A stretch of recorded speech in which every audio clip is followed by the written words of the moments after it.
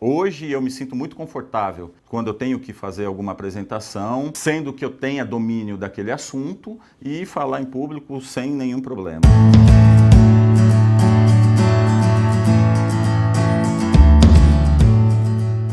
A gente sabe que falar em público é o maior medo, talvez o mais comum depois do medo da morte. Então, muitas pessoas preferem morrer do que falar em público.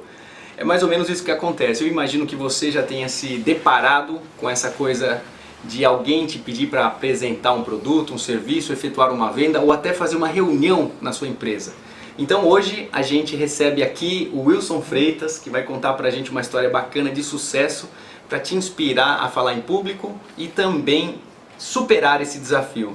Bom, foi desafiador. O processo todo começou com um campeonato interno, que a gente chama de Kaizen, que são processos da Toyota, que a gente implementa aqui no banco, de melhoria contínua. E aí, entre decisões de quem iria apresentar esse projeto lá no Japão, a diretoria me lançou o desafio se eu estava disposto a ir até lá e fazer a apresentação disso. E eu falei que sim, que eu queria, eu aceitava esse desafio. E eu lembro que achei que ele já tinha feito a apresentação e mandei uma mensagem para querer saber, né? Como é que foi? Só que você estava tão atordoado já com tanta coisa para fazer.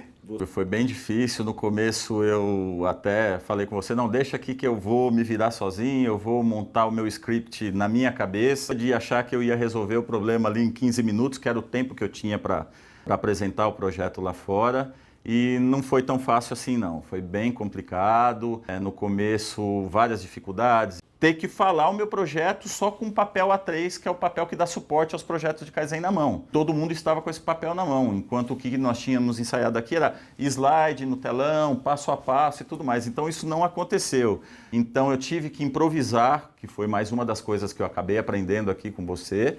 Quando chegou a noite foi o jantar de comemoração de tudo que aconteceu durante aquele dia e da divulgação de que foi o projeto aqui do Brasil. Foi aí então que eu mandei uma mensagem para você dizendo, ó, ganhamos.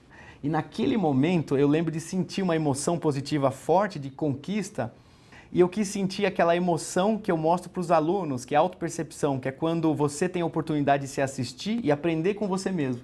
E naquele momento eu virei a câmera para o meu rosto e bati a foto, que é essa foto aí que eu guardo com muito carinho. Eu tenho visto as apresentações, inclusive essas últimas que você andou fazendo, respondendo em inglês de forma improvisada. Isso mesmo, Samuel. Foi bem gratificante o resultado final. Sem a ajuda de você, eu creio que isso não teria sido possível.